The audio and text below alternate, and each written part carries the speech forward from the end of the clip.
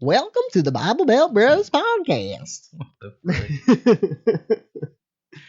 Well, if you think of Bible Belt, that's usually what comes in my mind is a hick, some cowboy, church. Definitely not what comes to my mind at all. When you hear Bible Belt in the South, We're not the South, Dusty. we're in Oklahoma. That's It's close. not the South. It's not. It's south. It's southern.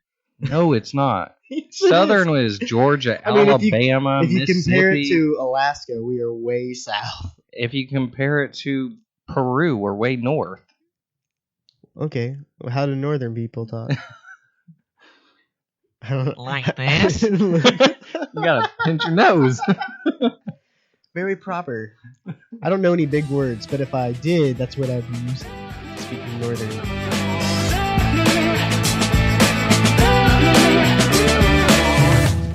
This is the About Us podcast. We are going to talk about us. Just about us. And, If you guys have heard any of our podcasts yet, well, one, thank you. Two, this is going to be completely different than what our normal podcast is like. This is, we just want to let you guys know who we are and what we do, where we come from, and maybe give you a little insight of why we think what we think. explain ourselves. We're not against church, and we're not. We're both actively in church, and some of you might care where we come from, or if you don't, I mean, it's not a big deal. Just keep listening to the other episodes where we actually discuss what smart people say. That's right. Well, as good as we can for being two dumb guys. Yeah, I mean, we will hopefully have some guests that are even smarter than us. Which is not saying much. Yeah, because if they're friends with us, They're not very smart. So, except for like my dad. He kind of has to be. And smart. He has to be smart. no, he just kind of has to be friends with us. Oh, He has to put up with us at least. My dad, I mean, I love my dad and stuff. He probably is not listening to this podcast because he still has like a flip phone. I was going to say, does he even know what iTunes is? I don't know. Or I mean, he's not a really that old. podcast? He's not, but he's just a simple man. He's just a simple man. Like when you think redneck. He's not Actually, a redneck. I don't think of your dad at all. He's not a redneck. He's just He's just simple. He's just simple. Right. I mean, it doesn't take much to impress him. Doesn't take much to. Right. Like, he just works on cars. I mean, he's the guy that I call whenever I have car problems.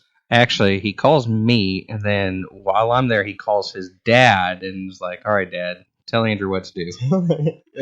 I usually call my dad and say, Dad, my car's making this noise. And I try to hold the phone to the car. Can you tell me? And my dad's like, oh, that sounds like the Spricker Spractor spoken in the Spricker Spractor. Okay. Yep, that's Talk him. to Andrew. Tell him what that is. So anyways, my name is Dusty. I'm on here on the podcast. Good intro, Dusty. Yeah. I'm Andrew. I go by Fish on the show. I never call him that. He doesn't. He's like my only friend that doesn't, but that's because Dusty and I have been friends forever. Too long. Yep, 16 years. And so Dusty's actually, he's been calling me Andrew since day one, and it's what he'll always call me. And whereas everybody else who knows me, because in my other ring of circle of friends, there's multiple Andrews, and so I go by Fish. I don't have very many friends, so Whatever. Andrew's my only Andrew. That's how it rolls. Okay, I'll give you that one. Now, You got Andrew, other friends. are you single? No, Actually, no, you got another friend, Andrew. I do. Yeah, Andrew. he's in your house church. Oh, sorry, Andrew. I mean, we go by bro. There we go. Hopefully, Andrew, you're listening to this and you just heard all that. Don't slap me. He's a lot bigger than me. Please He slap can him. beat me up. So, anyways, kind of tell you about Dusty and myself. Let's see. My dad's a pastor. My mom's a school teacher. That's not about you. That's about you. Well, no, that's about my upbringing. Okay. It's kind of about me. I was a kind of a latecomer onto the Christian scene. I didn't get saved until I was about 16, 17, about 16 and a half, 17. And actually about that same time, actually about a year or so later, I got adopted by my youth pastor. And so Let's see. So he's not a true preacher's kid by any means. Nope. But I tried to act like one a lot. Yeah. He got in trouble with the law. Beforehand, yep. That's way back in the day when Dusty and I knew each other, but we didn't hang out. Because he was a bad influence on me. And Dusty was a goody good. I was a goody good. How things have changed. Yep. So let's see what else about me. So with my dad being a pastor, I've seen the politics side of church a lot. I've seen that whole aspect, and I've kind of grown up in church. Well, since me growing up in church, that's all I've known is that aspect of it. And then I moved to Oklahoma a few years after that. Actually, I was about 20. Moved to Oklahoma, and because Dusty was living here, and so I moved with Dusty, and we started getting involved at his current church. And then, due to some circumstances that were within my control, it's like due to some financial maneuvering. Yeah, I ended up over here. Yes, I ended up leaving that church and trying out a few other churches. In that meantime, I had a kid and I got married. You joined in that order. In the army or something? Yeah, then I joined the military. I was a medic in the army. Medic! And that's where most of my life experience comes from, is from the military. So that's where you went wrong. No, that's actually probably where I went right. We appreciate your service, Andrew. Oh, thanks, Dusty. I appreciate you. You were gone a very long time in Afghanistan, and I was very sad. Well, I'm sorry I left you. And so let's see. You tried to bring me with you, and my mom would have been very angry at you. Yeah, well, you were only supposed to be in Oklahoma for a summer. I know. And you're still here. Yeah, okay, so about me, I grew up a goody-good kid for the most part. I was in leadership at the youth ministry from 8th grade on. And so, yeah, I mean, I was the kind of kid, like, my parents trusted. I would do crazy stuff. Andrew and I used to go ghost hunting. Oh, that was fun. And so, like, there'd be nights where I wouldn't come home till 3 a.m. on a school night, and my parents they had remodeled the house. They built my own door to get into the house. So, I mean, there's a couple times where I came home after my dad had left for work the next morning. I can attest to that because I was with him. Yeah, and they didn't even ask me about it. I mean, I wasn't doing anything terrible. It was just hanging out with friends and playing Xbox and. That's right, and looking for ghosts. While getting surrounded by state police and sheriff and city police. Pulled over a couple times and searched and all that fun stuff. Yeah, those were some exciting nights. And this is how good Dusty was. Even with my bad past, my parents trusted me to go out with him. Yeah. And they didn't question when we were out till all night long doing stuff. Stupid and stuff. They knew when I came home because we had an alarm that would always beep in their bedroom. So. And his dad's a light sleeper. If you follow him on Facebook, like every post is, man, if I could only go to sleep tonight. That's right. And these are usually at like 2, 3, 4, 5 in the morning. So I just hide him on my feed. No. So hopefully, Dad, you're listening to this and this is boring you enough you're going to go to sleep now. Go to sleep. You know, you got 2 options. Listen to this or go to sleep. Which you might want to go to sleep because we're going to tell a lot of other stories we did. There might be some new information that you didn't know before. That's right. May not be. Because, I mean, you know about us riding down the hill in the sled in the torrential downpour. We did paintball. We made a paintball movie inside your house while you guys were on vacation. Yep. Our whole goal was to make the CD player in the Durango skip. So we had jumped it and got all 4 wheels off the ground. That's right, and it finally skipped. Wow, did it take a long time to do that too? Let's see, you backed into somebody on a McDonald's drive-thru, or not backed in, you you crashed into somebody on the McDonald's drive-thru. I don't think Dad knows about that one. They don't have that car anymore. It's okay. Yeah, that's true. Yeah, that was on the Sebring. Sorry, Dad. Yeah. Yeah, I was I was trying to roast the tires, wasn't I? And I let go of the brake too soon. No, you weren't that cool. You were you just had flip flops on and your foot slipped. I think and you just hit the car in front of you. Maybe I did do that. Maybe that's. I'm Maybe gonna go that's with the cooler story. I was trying to roast them, and it was like a Sebring. It wasn't even a car that roast tires. Oh, that car was. That was the yeah. I don't even know what edition, but that car was stinking fast with the slapstick. Just ask Dad how many tickets he got in it. That's how fast true. it is. That's true. Hey, that'll probably come up later. Pastors and their speeding tickets. Yep, on the way to youth events or pastoral events. Yeah, just Hey, Dad did just get back from a conference this weekend. I wonder if he got any tickets. Probably not. Probably not. He's slowed down a lot since then. Yeah.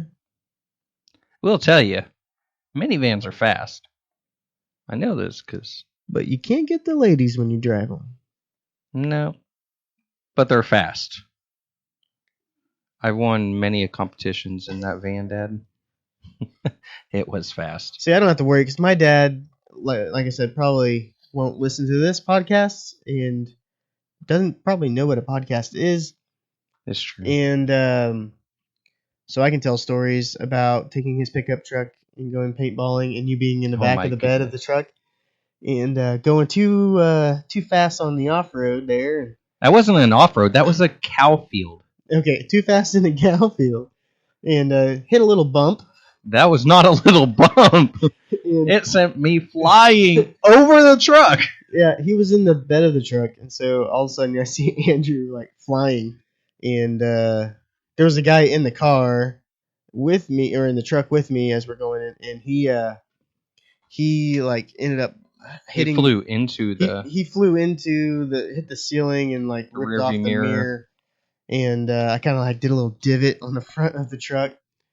I mean, the truck still ran. My dad was like, "What happened to the mirror?" I was like, oh, "Man, Ryan, you know Ryan, he's just an idiot." And my dad's like, "Oh, okay." Yep. Because my dad, that's how crazy Ryan was. That my dad believed that story. Right. All we really had to say was it was Ryan. It was Ryan. And both our parents would be. Oh, okay. Gotcha. You guys still hang out with that guy? Oh, man. He was a fun guy. We can't afford to keep hanging out with him. Anyway, shout out to Ryan if you're out there. That's right. Haven't seen you in forever or even heard from you in forever, dude. Yeah. So, big shout out. Oh, what are some other stupid things we did? Well, I mean, I moved to Oklahoma. That was stupid. You're right. According to my mom, that's stupid. But let's see. So I graduated high school. That was stupid. And no, what was stupid? It was I could have graduated a semester earlier, but I didn't because I had a girlfriend. Yeah. So I was like, I'll stay in school for another whole semester instead of just wait for you to get out of school. What are you talking about? You never came to school anyways. Okay, that's another story. You were my mom's TA, and my mom helped you skip school. Unknowingly. A pastor's wife helped me skip school. Unknowingly, but she still was an accomplice. That's true. That wouldn't hold up in court. Nope. So I came to Oklahoma on a summer internship for a youth ministry intern. And ended up being a 2-year internship. And then got ready to leave. And then they were like, let's keep you longer. Let's throw some money at you. So I got, a little bit of money and stayed for another 8 years. Plus, let's admit it, there was a girl too. Yeah, there was a girl too. And so the money just helped. It's always about the girls. That's right. The money just helped you, but it was primarily the girl. Now, Andrew, you're going to make a mess. Andrew's trying to, nonchalantly grab coffee. A hot coffee pot that I have to bring over Dusty's lap. Over my lap? That is not cool. Here, dude, it is. Just ask. Hey, I tried signaling it to you a minute ago, and then you started talking about your life and your story, and I was like, great, now I got to wait for Here you go, Andrew. Can I get you anything else? Oh, thanks. Yeah, some, what are those little cookies called? Too late. I need some of those cookies. Thanks. So my background, I guess, comes from I've worked in the church. I've been in the church system for many years. I was at that church for over 10 years, I think. 8 years, 10 years, something like that. And so I've just been on staff at a church and then also got involved in this church plant and went through that whole process of trying to figure out what we are going to be all about. Like what does the Bible actually say church has to be? And so when we were planning services and sermons and all that kind of stuff, we just really was trying to figure out what to do, because I was going and interviewing at other churches, and I just realized like none of these churches I would want to go to unless they paid me. And so that's a terrible attitude to have. If I'm just going there to make money. And even some of them he didn't want to go to, even if they did pay him. Yeah. I mean, that's what I'm saying. Like, yeah, even if they, but it was, I loved to do youth ministry and it was fun and stuff. But I mean, I just had to. Church is more than just these services that we put on every week. So that's where I got involved and started asking the question about church and why we do what we do. And I'm still a worship leader. I do once a month. And a house church leader. And I lead a house church at my house, my apartment, once a week. And that's the relationships you build in house church are just way more meaningful than the ones I build on Sunday morning. 100% agree with that. And so I don't know. So I've just been struggling with this. So that's where we found this book, Pagan Christianity. And so Andrew and I were talking about maybe doing a Bible study or a book study and kind of walking through this book a little bit to answer some of the questions and the frustrations that we've had. Right. We had the same. We had the same frustration. Very specific frustration. We have multiple frustrations, but at the time we were going through the same frustration, and we started talking about it. And I'm not one to complain. I'm joking. I complain a lot. And that's when Dusty, I was like, hey, because I was already doing another Bible study, actually with my house church. And man, that Bible study was going great. And I was just, I felt God working. And so it just inspired me and pumped me up more to talk to Dusty about it. And Dusty was like, I was actually going to look for one and going to do one. And so he started looking up books. And I was at this Christian bookstore looking at different studies, and Desi just jumped on his computer and was like, hey, Well, I was trying to find something that wasn't just somebody who was mad at the church and just writing a contradicting book, to make us question our faith or question the church. I wanted something that was like actual facts, because I study a lot of like Donald Miller. Like I love like listening to his sermons when it comes to storying and little disclaimer, Donald Miller is Dusty's man crush. Hey, it's Monday, guys. Man Crush Monday goes out to Donald Miller. Oh my goodness. But yeah, I mean, he's kind of talked just a little bit, like he's like teased us about a thing called Story Church, which was about, and the concept is great. I mean, it's storying is just about creating your life. Like if you were to watch a movie, what characters do you want in that movie? What characters don't make that movie good, and what needs cut out of your life, and just to look at your life and what's your final scene? I mean, what's going to make you at the end of your life, people go to your funeral and go, man, that was a meaningful story? Or is it just going to be about, man, that guy just wasted 60, 70 years of his life? So anyways, he's always talked about storying, and then he kind of teased on the concept of a story church and what that means, and he talks about how, same kind of things, how he is way more community when he's with the people that come to his house than when he's with the people that sit facing front on Sunday morning. And so that got me wondering, and obviously he's just teased about it, and I'm like, where's somebody that's talked about it? And so we found this book, and it kind of looked silly because of the videos that I found on YouTube about it. The promotional videos are so cheesy. But it's called Pagan Christianity by Frank Viola. And so I said, Andrew, look this up. Frank Viola, you're at the bookstore right now. Get it.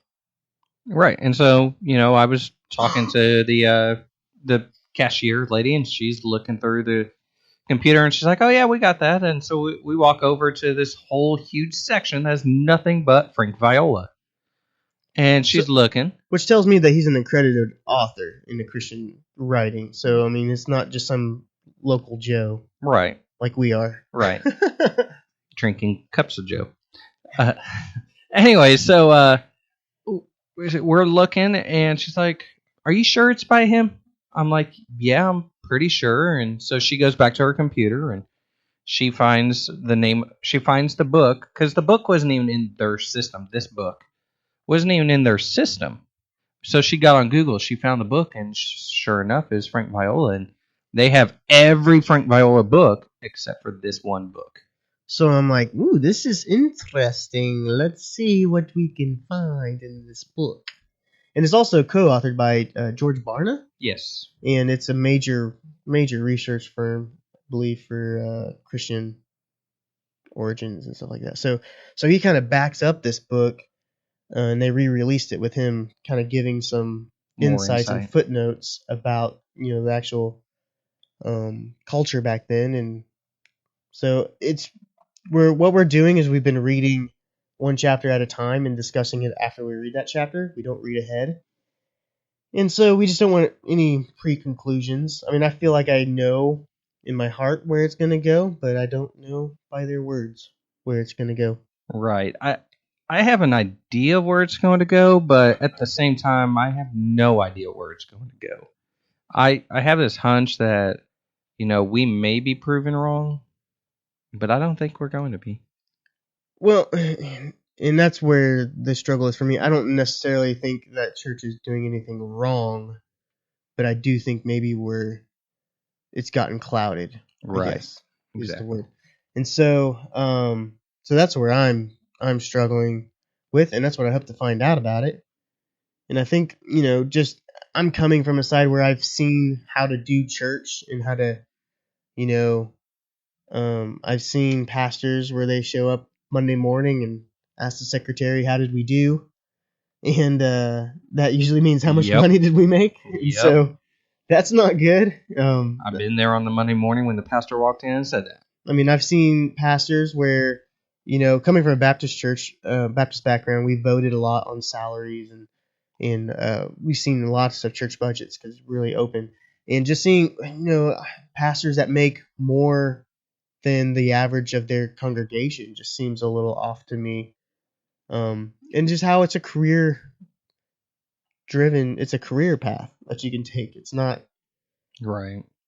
I don't know. And not all pastors are like that. And most of them probably don't even realize if they are that way, that they don't, because they're all about people and serving people. But I don't know. So there's just things that I've struggled with. And hopefully we can air it out on not just our ears, but hopefully you guys can join in on the conversation. All right, we encourage you to get this book, Pagan Christianity by Frank Viola, co-authored by George Barna, and just read along with us. Use this podcast kind of as a supplement. Ask us questions. We have a Facebook set up. We have a website, BibleBeltBros.com. And you can go to the Contact Us page, ask us questions, email us. Go to our Facebook, send us a message, go to our Twitter. Well, and then we don't know what we're going to talk about necessarily after this book, so if you got some topics or any ideas, we're open. We're open, yeah. There's another book that we're thinking about. I believe it's a follow-up to this book, the House Church book. And that's where I think maybe it talks about House Church a little bit more, because the Acts Church was in houses and stuff. And it's called, what is it, Realigning the Church, I believe is what it's called, the next book. And what they say is don't read this book without reading the next book, otherwise you're getting half the story. So that's what we're going to do. We're definitely not going to just air out dirty laundry and then and leave you hanging. Not leave an answer. Right. We don't like those cliffhanger movies, and so we're not going to do that to you guys. We're going to do both books, discuss it. And if you don't agree with something we say, email us. Give us another outlook to it. And that's not wrong. I mean, we're not necessarily right about anything. Right. I mean, we're just two guys curious, wanting to grow and learn. And so if you guys know more than us... We're not just two guys. We're two bros. All right. And we're two bros in the Bible Belt. Okay? Okay. It's branding, Andrew. Sorry. If you guys want to buy a t-shirt, go to our website. Or if you guys have any ideas for t-shirts, I make my own t-shirts, so... Yeah, Dusty owns a printing shop, an apparel shop. Yeah. And so if you have any ideas for a shirt, I have T-shirts for days. All right, just go to our page, contact us. We'll put you in touch with his store. Because until they sponsor us, I'm not talking about them. Oh man, is it all about the money for you, Andrew? Because I'm sorry to tell you, there is no money in this. Oh, well, yeah. I guess I need to become a pastor then. On that note, I think we're done talking about ourselves for now. I'm pretty sure we are. Gives you a little bit of a background. We both come from the church background, different types, different areas. And Andrew has been in the military, so I'm sure he's got some stories from that end. Oh my gosh, yes. And we'll probably have some more stories about us. Who knows? Okay. So take it easy, guys. Hope you enjoyed.